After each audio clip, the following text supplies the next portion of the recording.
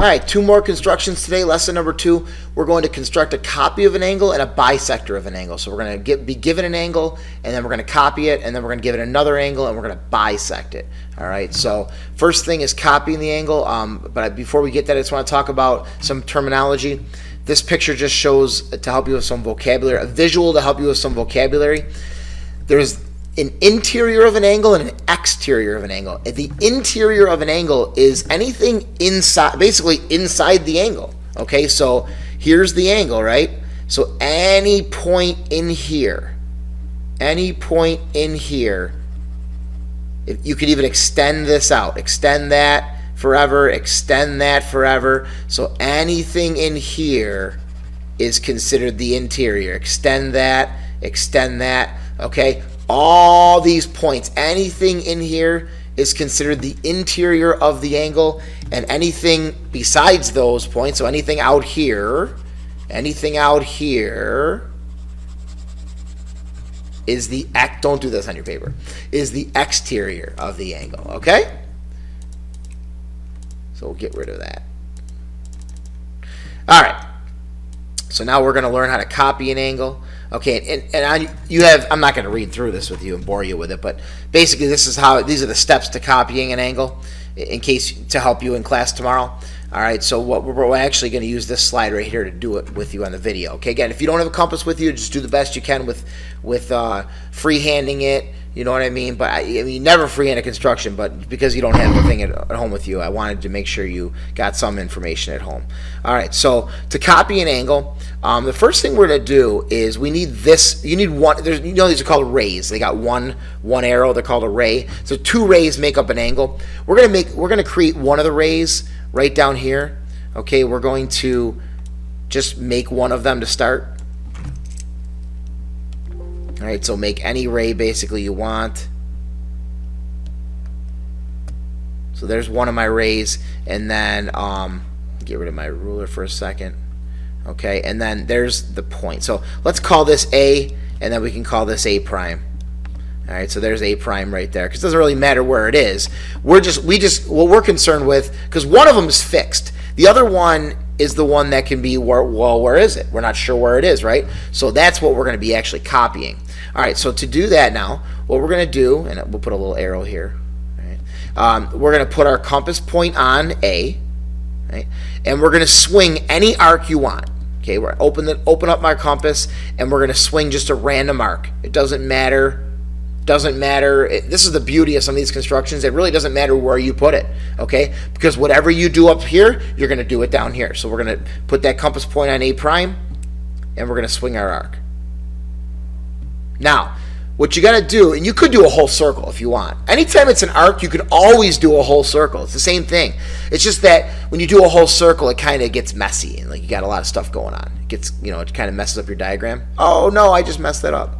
Oh, it's okay. We don't need it anymore anyways. We don't need that anymore anyways.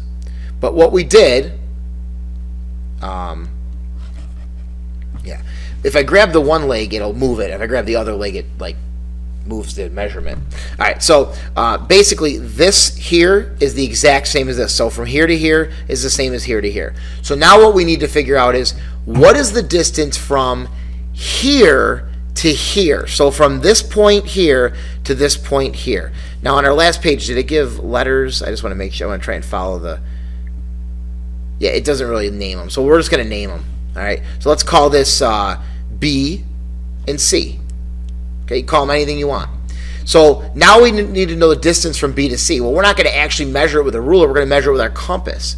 So put your compass point on B, for example. Okay, and then we're going to rotate our compass, and we're going to move our handle to C. Okay, going off the paper a little bit.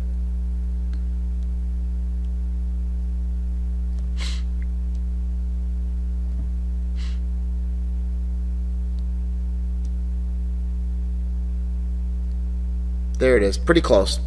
It's going to be hard for me to get it right on with the compass on the screen. Okay, but there it is. So see right there?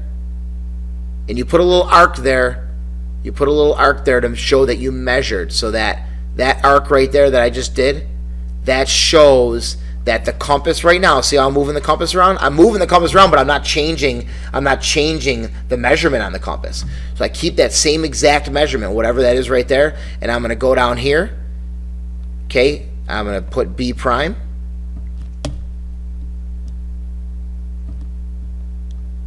Put B prime right there. Put my compass point on B prime. And then I'm going to swing that over. And because I use the same measurement, oh, now it's not the same. Because I use the same measurement though, here to here, here to here, I know that that must be C prime. Because I just copied it. Everything I did up top, I did on the bottom. And so now I have A prime and C prime. I can connect A prime to C prime with my straight edge.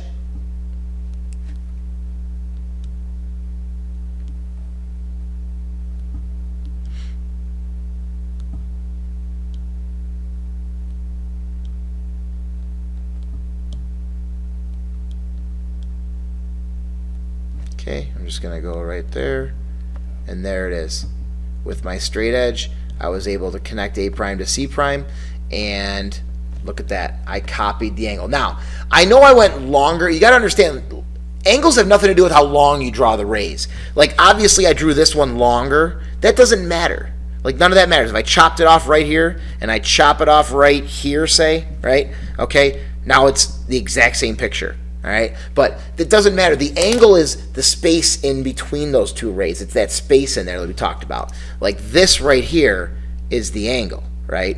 That's what we're concerned with. We don't care how long we went, so keep that in mind. All right, so there's a copy, and we got the directions on your paper for when you come to class tomorrow. All right, and then now for the angle bisector. The angle bisector, and here's again talking more about interior versus exterior. Your angle bisector, what it really is, and I'm going to do it on here. I'm actually going to do it on here, but on here, I'm just going to show you what it's going to look like. I'm going to freehand it, but then I'm going to construct it because here's the steps for you how to construct it. Angle bisect means to cut.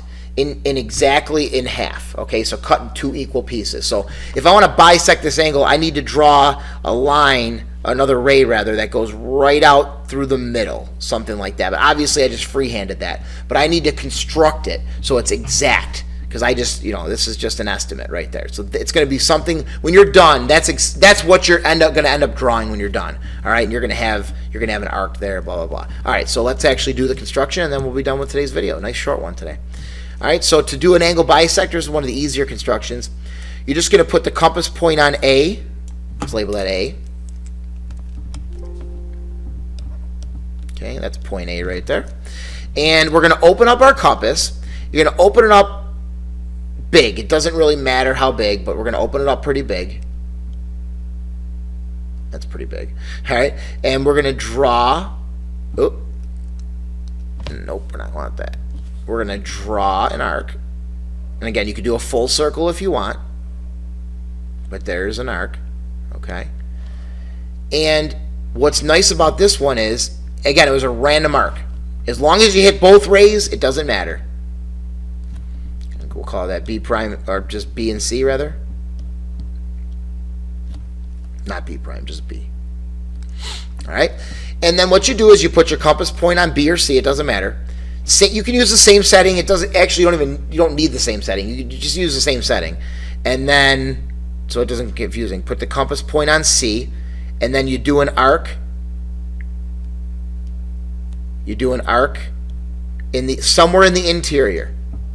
Do an arc in the interior, and then put your compass point on B. Don't change the measurement. See how I did not change the measurement? It's the exact same. Whatever the degree is there, 270, I think it says. That's 270 degree angle. With my compass, it tells me. Put your compass point on B and do an intersecting arc right there. And that created a point here. And that point, because it's the same distance to B as it is to C, that's directly in the middle. I know that's exactly in the middle. I'm going to call that D. Call that D. And now I connect A to D with my straight edge.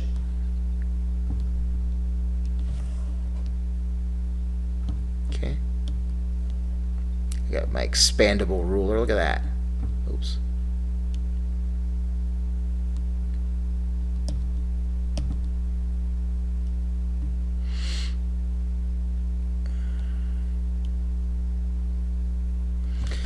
And let's see, I gotta rotate just a little bit here.